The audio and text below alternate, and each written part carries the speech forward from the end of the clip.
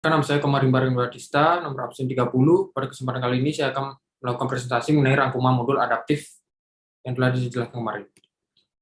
Langsung saja, di sini ada terbagi dari 4 materi. Materi pokoknya itu, yang pertama itu mengapa perlu adaptif, kemudian memahami adaptif itu apa, kemudian panduan perilaku adaptif, dan adaptif dalam konteks organisasi pemerintahan.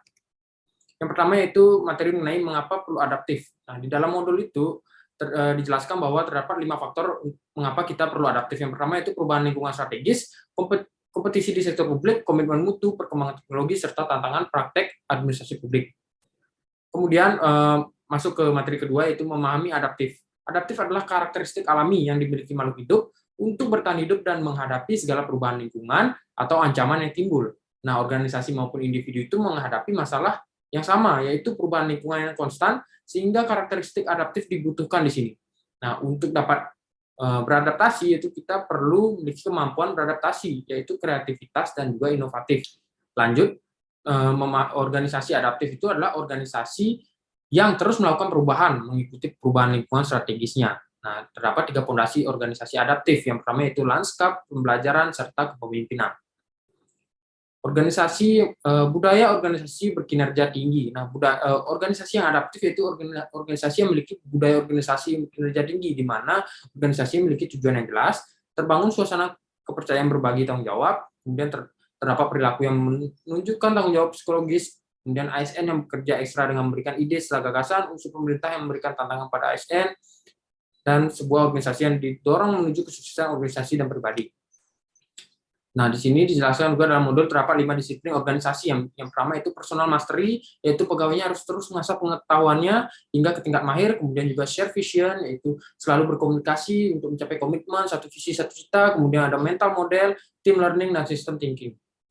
Nah, ciri-ciri penerapan budaya adaptif dalam lembaga pemerintahan. Yang pertama yaitu dapat mengantisipasi dan beradaptasi dengan perubahan lingkungan, kemudian mendorong jiwa kewirausahaan, memanfaatkan peluang-peluang yang berubah, memperhatikan kepentingan-kepentingan yang diperlukan antar instansi mitra, serta terkait dengan kinerja instansi itu sendiri. Kemudian lanjut ke materi selanjutnya, itu mengenai panduan perilaku adaptif. Pada intinya, perilaku adaptif itu yaitu perilaku yang dapat menghadapi ancaman VUCA tersebut, di mana hadapi volatility dengan vision, hadapi uncertainty dengan understanding, menghadapi complexity dengan clarity, dan menghadapi ambiguity dengan agility.